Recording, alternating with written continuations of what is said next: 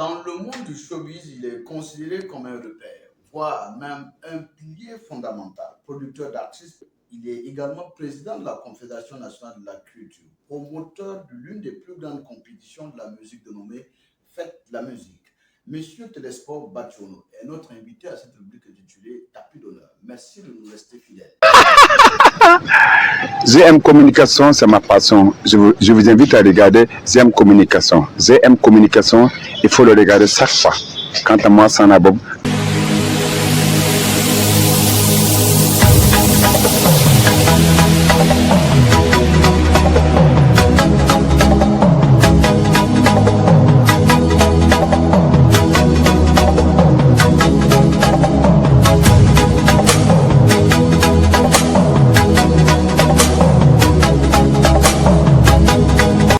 Alors, merci de nous présenter la Confédération nationale de la culture et quelle est sa mission principale.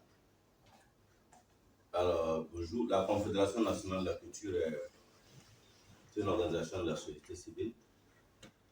C'est une association de fédérations de filières culturelles. L'État, dans sa politique nationale, a reconnu des filières prioritaires. Et c'est autour de ces filières-là qu'ont été organisées des fédérations. Ces fédérations se sont unies pour donner la Confédération nationale de la culture. Voilà. Et en commission d'être l'interface entre les acteurs culturels et le domaine politique, de faciliter l'implémentation des politiques nationales sur le territoire avec les acteurs du privé. Voilà. D'accord. La Confédération nationale de la culture vient de se doter d'un nouveau siège flambant neuf, on va le dire. On dit que vous avez une force de frappe terrible. Non, c'est pas. C'est une volonté commune de tous les membres du bureau de ne pas laisser d'abord nos courriers se balader dans la ville de Ouaga, de permettre à nos membres d'avoir un lieu où se rencontrer. Nous le souhaitons depuis 2015. Et jusque-là, on attend, puisqu'en principe, à la suite de la mise en place de la Confédération nationale de la culture, et l'État burkinabé devrait nous accompagner à nous installer, en nous dotant d'un siège équipé et fonctionnel. Mais jusque-là, ce n'est pas encore fait. Alors, le bureau, nous avons décidé de nous doter pour le moment d'un siège en attendant que l'État agisse, nous permettre de travailler parce que ce n'était pas vraiment très intéressant de trouver le courrier de la Confédération. On ne sait pas à qui remettre, on ne sait pas où remettre. Voilà, on veut se réunir, on ne sait pas où se rencontrer pour échanger. Vous voyez, vous répondez au nom de 250 associations et vous êtes dans la rue. C'était assez difficile. Alors, donc, en décembre, en réunion du bureau, on a décidé d'opter pour prendre un siège modeste, en attendant, bien sûr, de voir si l'État voudrait bien nous accompagner. Nous prendrons un siège voilà, que nos moyens permettront de pouvoir supporter. Voilà. C'est ce que nous faisons jusque-là. Sinon, ce n'est pas une force de frappe. D'accord. Merci. Alors, vous allez me dire comment fonctionne, bien sûr, la Confédération nationale de la culture et comment vous faites pour faire face à vos différentes charges. En principe, il y a les cotisations des membres qui sont la première source de financement. Il y a les consultations que les experts de la Confédération font pour les tierces personnes. On fait une retenue ils sont obligés de reverser 10% de la consultation si c'est par l'intermédiaire de la CNC que ça a été financé. Il y a les financements que nous cherchons pour nos membres eux-mêmes. Donc, quand nous trouvons un financement pour un membre, nos statuts disent qu'ils doivent nous reverser une commission et c'est arrivé par mois qu'on ait des financements pour certaines fédérations sur lesquelles on a retenu, on fait la retenue de 10% et tout ça permet à la fédération de tenir. C'est vrai que c'est assez modeste, c'est assez infime. On injecte de nos poches, c'est vrai, mais bon, on n'a pas le choix. Voilà. Alors, on sait que vous avez plusieurs casquettes à votre actif, il faut le dire. Vous êtes producteur d'artistes. Peut-on savoir quel artiste vous produisez actuellement? Actuellement, je suis en studio avec Abibou Sawadougou pour ses 20 ans de carrière musicale. Voilà, ça avance tant bien que mal. D'accord. Alors, vous êtes également promoteur de cette compétition de Fête de la musique. Alors, pouvez-vous nous en parler? Oui, Fête de la musique est un concours de chant que la structure que j'ai dirigée depuis 2005 a mis sur la place du marché, un concours de chant qui devrait permettre de révéler de nouveaux talents. Voilà. Parce qu'il y a des jeunes qui ont la matière, qui ont le chant, qui ont l'écriture, mais qui n'ont pas de cadre d'expression, qui sont à la recherche de producteurs, de scènes et autres. Donc, initialement, c'était permettre à des producteurs de découvrir de nouveaux talents et de les produire. Alors, le concours permettait aux 3 premiers d'avoir, le premier avoir un album complet, le second un maxi de 5 titres et le troisième un single plus un clip. Alors, on l'a fait pendant 5 ans. Tous les 5 albums qu'on a produits, il n'y a qu'un seul qui est sorti sur le marché officiellement. Tout le reste est resté dans la main des candidats, se disant que bon, s'ils sortent un album, ils seront des artistes confirmés, alors qu'ils aiment le concours. Bon, on s'était vraiment trompé de cible. Mais on l'a fait. Et on continue de le faire pour permettre à ceux qui aiment la chose de pouvoir vivre leur art. Qu'il ait été lauréat? Non, Kilé n'a pas été lauréat du concours. Kilé a été découvert. J'ai découvert Kilé sur les plateaux comment ça s'appelle, RAGS. Il faisait un truc talent de jeunes. C'est là-bas que j'ai coopté Kilé avec le soutien d'un de mes cousins qui était à RAGS. Ils ont quelque chose en eux. Est-ce qu'on peut faire une production? Ils disent même l'objectif final, c'était une production. Et voilà, c'est comme ça qu'on m'a remis Kilé pour faire un album. On en a fait 2. D'accord, merci. Alors, pour la suite, on va chercher à comprendre. Vous êtes certainement en train de préparer l'édition prochaine de cette compétition annuelle. Alors, quelles sont les innovations majeures et où est-ce qu'elles comptent se tenir pour cette édition?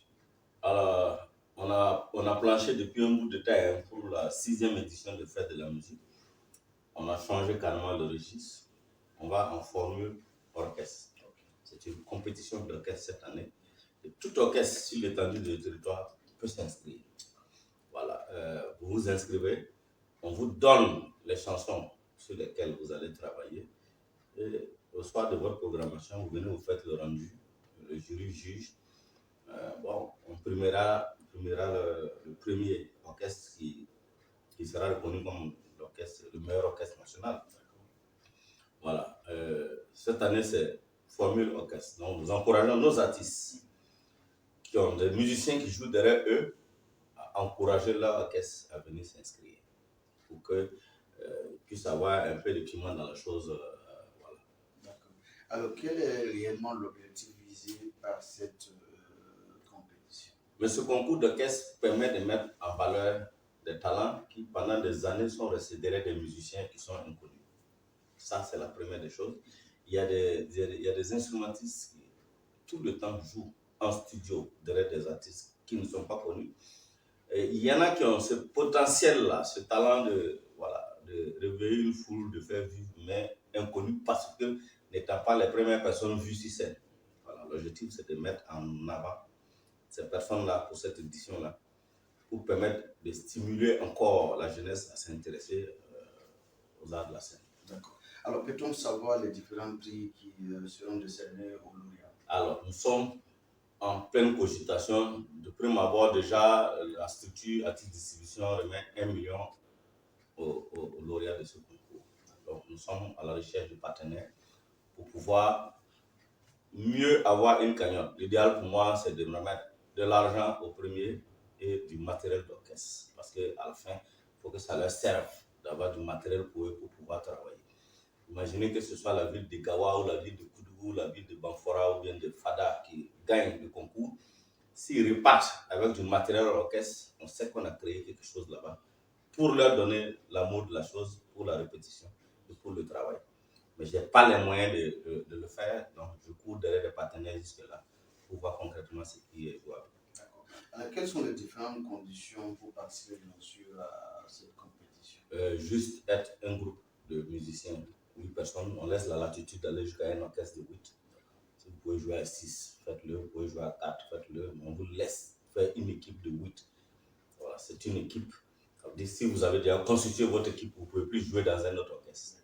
Vous restez dans l'orchestre. Si vous êtes éliminé, que ce soit vos talents, vous quittez la compétition. Vous voyez, c'est ça aussi qui est intéressant. Ça permet aux gens de constituer de bonnes équipes pour venir à la compétition. Et bon, ça permettra de révéler des talents. Voilà.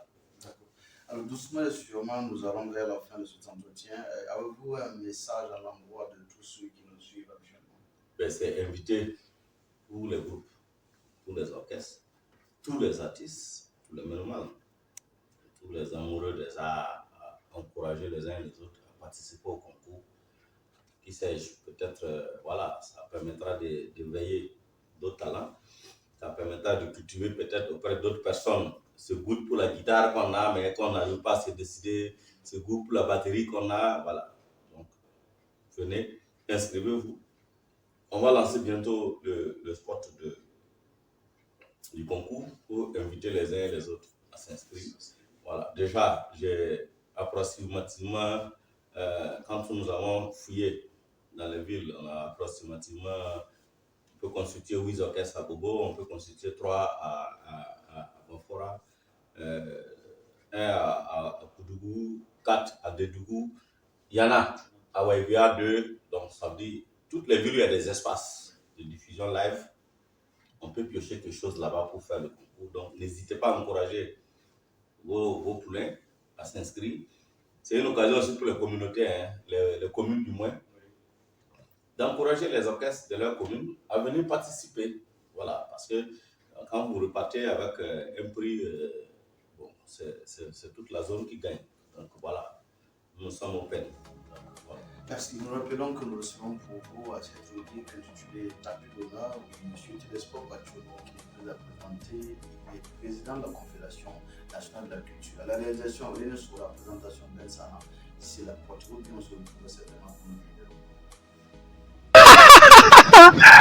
ZM Communication, c'est ma passion. Je vous invite à regarder ZM Communication. ZM Communication, il faut le regarder chaque fois. Quant à moi, c'est un abonnement chaque matin, midi et soir.